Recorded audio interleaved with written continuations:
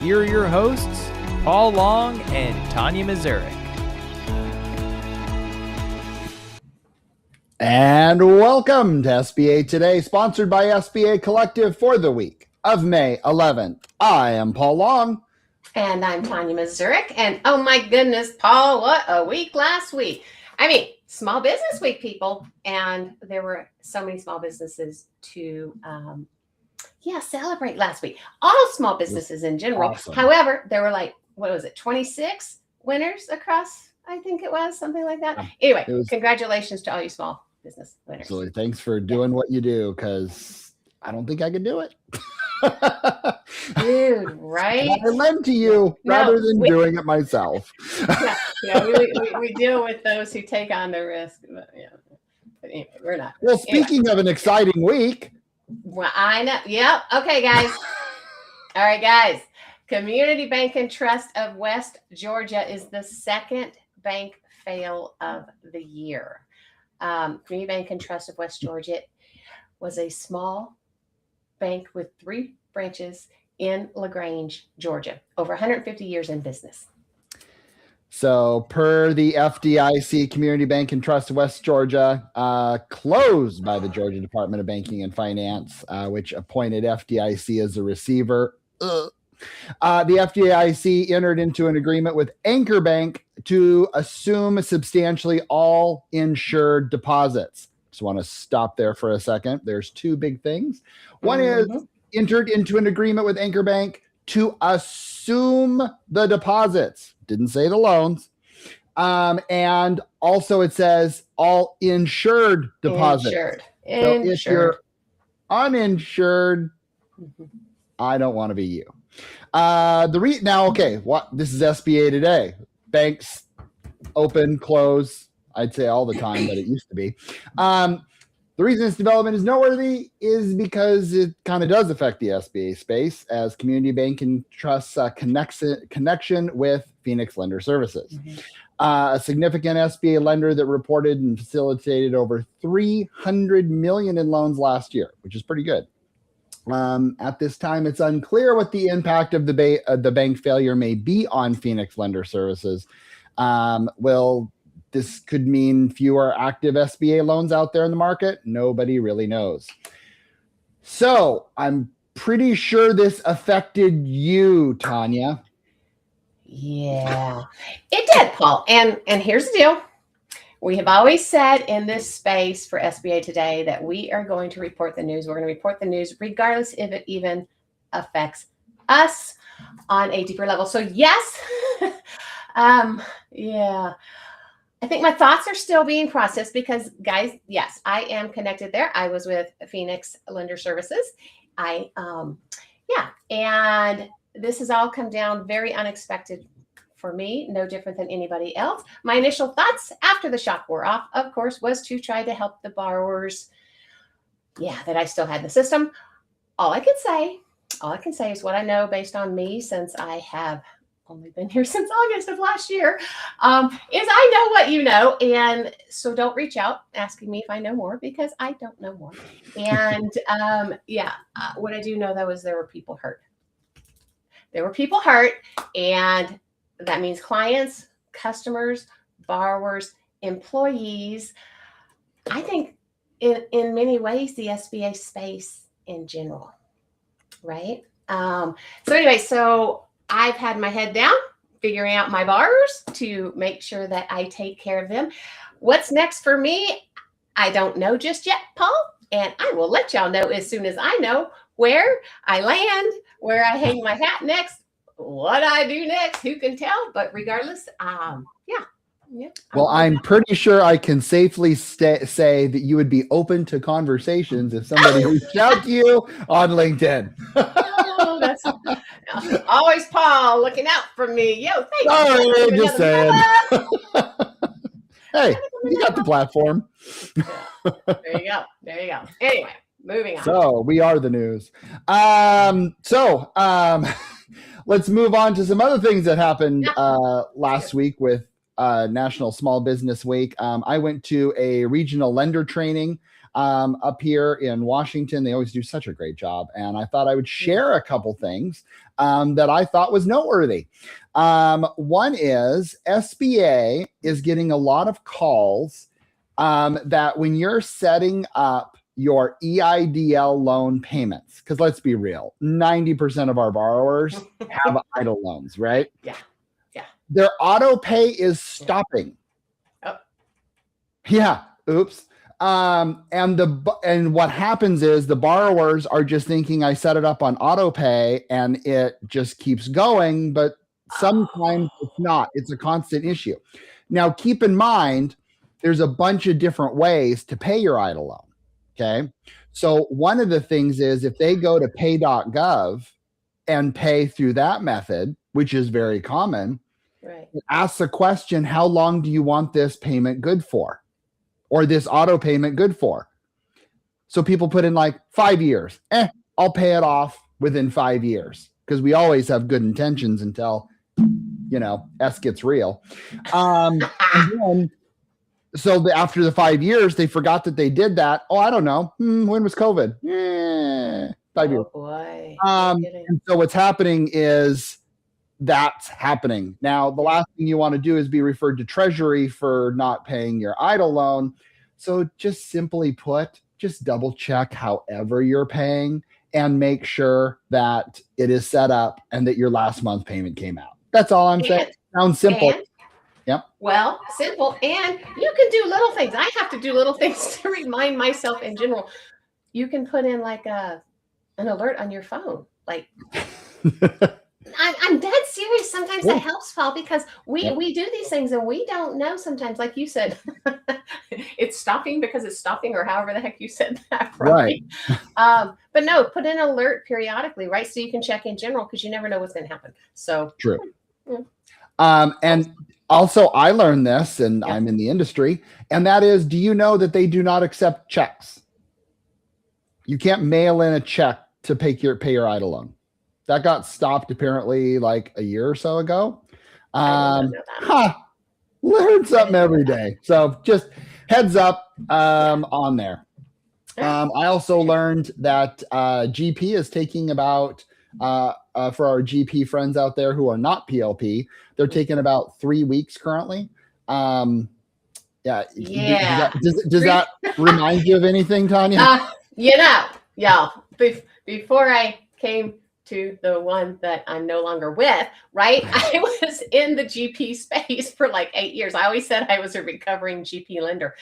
And during that time, you know what, Paul, it was usually about a week. I think that the typical average was about a week. I mean, it would get extended depending. I tend to always get the really challenging deep dive deals. And so oftentimes there would be screen outs with, questioning certain things. And maybe that would extend it to 2 weeks even. But 3 weeks was reserved for things like freaking government shutdown, or, not just we're in a space and it's 3 weeks. Did you hear why? What do you mean? No. Nice. And anybody knows, let us know. Another thing I'm hearing that through other SBA managers I know, et cetera, is getting your universal purchase package, getting your money from SBA. Boy, that government shutdown, oh God, really hurt them in that department. I am proud to say that the one that I submitted in August, I'm receiving my money this week. Would you like to do your math on that? That would be 10 months. I'm going to. Wow. So they're behind. They're doing what they can. But if you're like, man, what's wrong? What's going on? Just sit back and eat your popcorn, because it's going to take a while. I don't care what how much your deal is. As much popcorn as Paul eats, I'm surprised you're not enormous. Funny enough, I actually don't eat popcorn. But that's the phrase I use, but whatever. Okay. Well, I eat chocolate, and I'm going to sit back and eat my bonbons. I will eat bonbons. There. Okay. Another thing is, and I will be more than happy to send this out if you message me on LinkedIn. I have, have you ever go into those situations and you're like, my God, I need to call somebody, or I need to email somebody at SBA who knows what they're doing, and I need that nuclear email, but I just don't know what the email is. I got the email. And no, this is not one person I'm picking on. So if our friends at SBA are watching, I don't have some secret list or anything like that, but there is an awesome. No, I would never go that way. Nobody would return my calls if I have to go nuclear. Don't worry. I don't have Kelly's email address. Okay. So there is a really cool out there. It's got all the different divisions and all the different shared email boxes and where to go. And if you don't have that, I'd be happy to send that to you. It's great for compliance codes, servicing, all those types of things. So I just wanted to share that with you. If you ever need that, send me a message on LinkedIn, and I'd be more than happy to send that over to you. So don't worry, SBA. I'm not going to fill your email box to any further that they probably already are. Exactly. But right. Sometimes us lenders need help, and we need to know where to go. And that's often. I mean, often. That's kind of what they're there for too. And I don't think they mind that you're giving out the list of where people should go. It probably helps because how many times have you done this, Paul? I know I've done this before. I had no idea where to reach out. So I'd either reach out to like the team lead for the SBA here in Colorado or something like that. He would have to get it to somebody else, or I'd reach out to 7A question, and you go down this freaking rabbit hole that takes forever to try to reach the person that you could have reached to in the beginning. So I think that's great. And I don't think they'd mind at all. Yeah. So good job. So, yep. And then some other things that were kind of interesting I just wanted to share is some of the top screen outs that happen with GP packages when you are waiting in line. Now, I would probably say that most of us who listen to this call are probably PLP lenders. And you're like, well, who cares? This doesn't affect me. Oh, wait, Buttercup. Yeah, it does. Because if it's a screen out for GP, is your PLP file correct that way? So we're going to go over those real quick, just as a friendly reminder, because we all want to be good SBA citizens out there and make sure that we're doing the spirit of the program and everything is on there. So the number one thing that consistently is an issue, and I was actually kind of shocked by this, is related to the personal financial statement 413, is it's incomplete. That surprised you, Paul? Yes and no. The part I mean, again, most of the time when we get personal financial statements, it's missing key information, etc. But how does SBA know what's missing and what's the fact? The issue is, remember at the very bottom, if Tanya and I are married and Tanya is going for an SBA loan, I have to sign the PFS with her because we're married, and SBA checks that. So my question to you, PLP lender, are you doing that? Are you checking it? Is your files good? So keep that in mind. Number one. I always do, Paul, on the personal financial statement. I mean, and I would think there's so many things in that personal financial statement that comes back incomplete. Or what about dates? I think they check that as well. Sometimes the date and it's past the time frame, or the date on the front of when this is good through. I mean, so there's multiple things on that people need to check. So here's a shocker. Make sure your forms are filled out. I know it's crazy talk, but here we go. Number two, projected income statements needed. Okay. If it doesn't historically cash flow and it's a projection-based deal, you need projections, and projections with, you want to answer that one, Tanya? Projected income statement. No, I'm kidding. With assumptions, because assumptions and broken out. Assumptions, I too can make up numbers. Well, and the other thing is broken out for that first year, because many people oftentimes think that you can just do annual. You cannot do annual. You have to have that first year broken out for expenses and everything monthly and then annual. The second and third years can be annual only, but first has to be monthly. See, look how experienced SBA managers listening to this call, how experienced Tanya Mazurek is. She's available to hire. Stop it! Stop it! Seller financials missing or incomplete. How in the do you miss the seller's financials if you're doing a biz act? I don't know. Historical that would financials. worry me a little bit about that borrower now, wouldn't it? Right, a little bit. Historical financials missing. Let's just say you forgot to upload them. Let's just hope that you just didn't. You just got click out. That makes me feel better.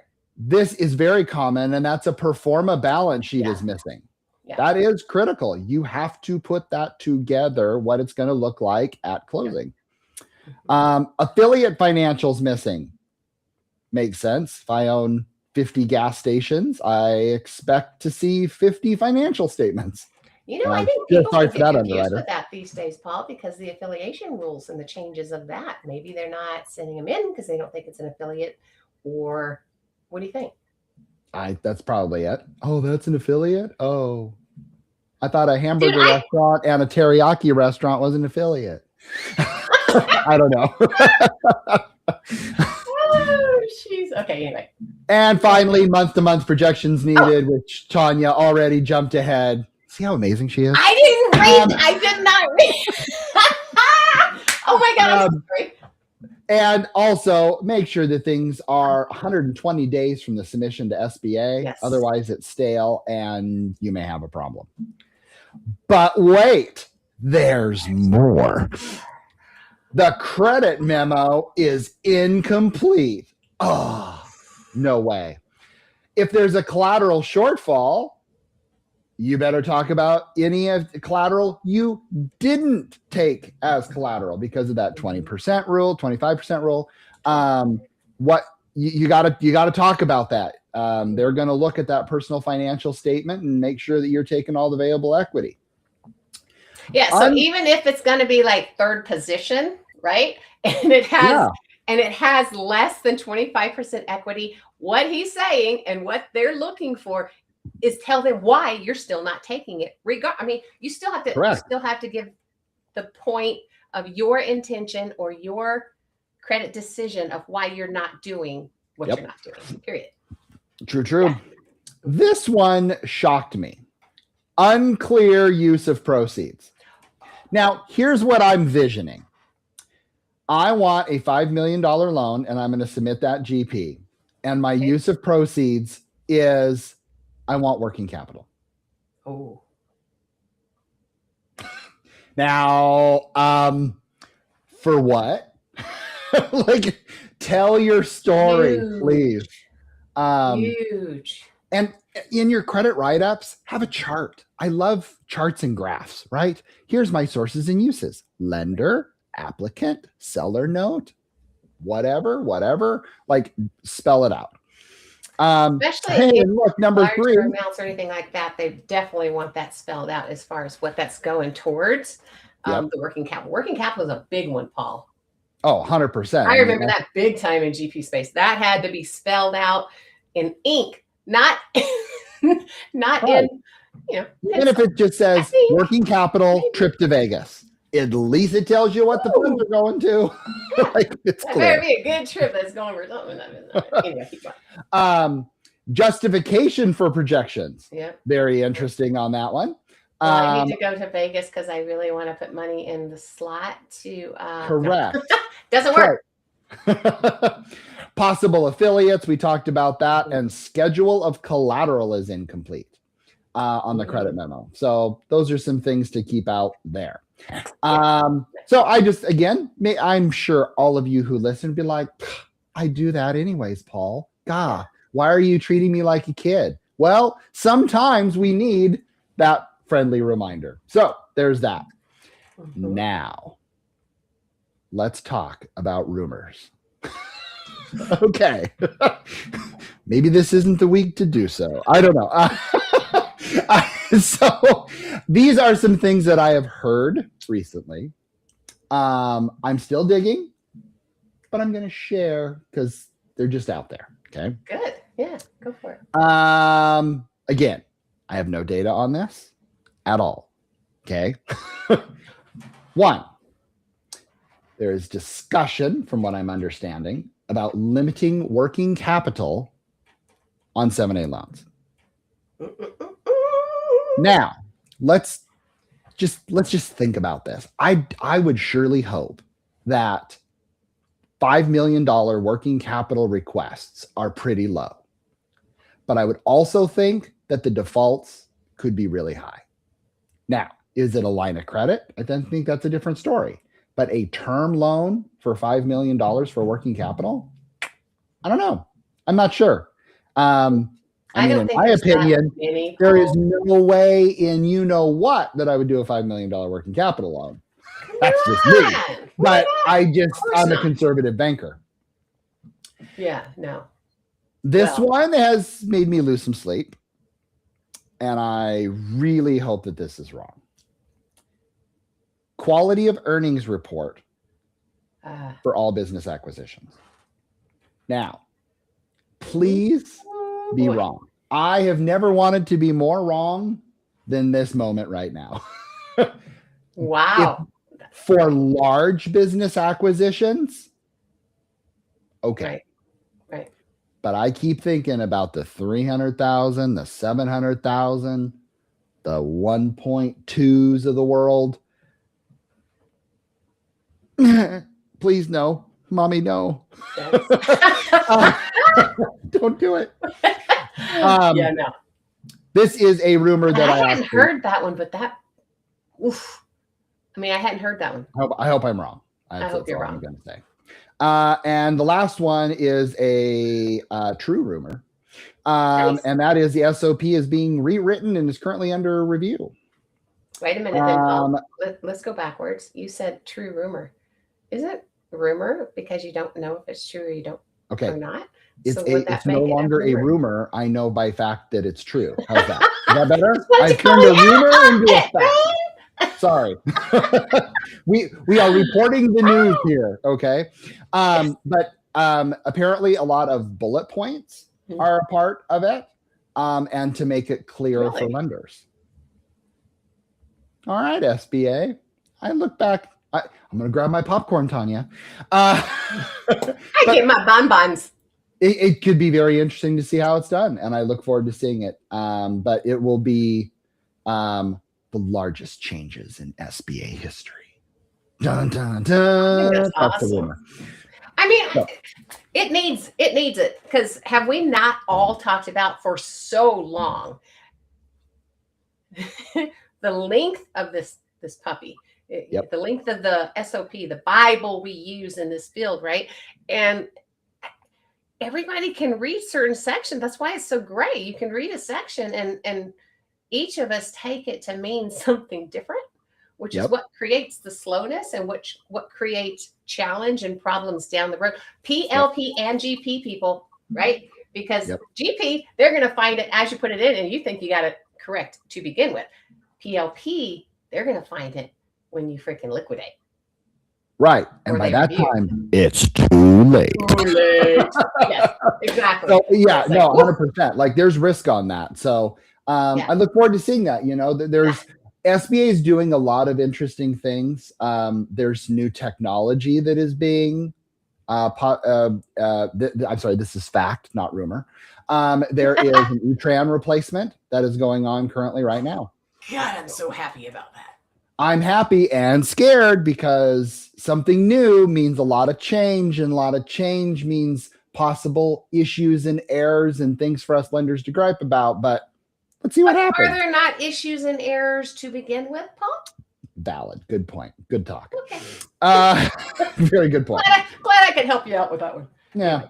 Yeah. So there you go. There is your rumors and tidbits for this week. Woohoo! All right, guys.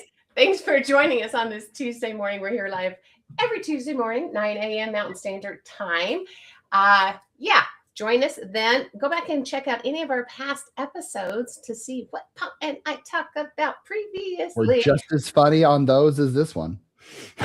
maybe better. Possibly. Anyway, join us then. Join us on any of the platforms where you get your podcast. We would love to see you here live on Tuesday mornings. Otherwise, anytime that you can go check us out, go for it. We appreciate having you here. That's about it. Go have a great week, and we'll talk. Make sure to check out Tanya on LinkedIn. Don't listen to him.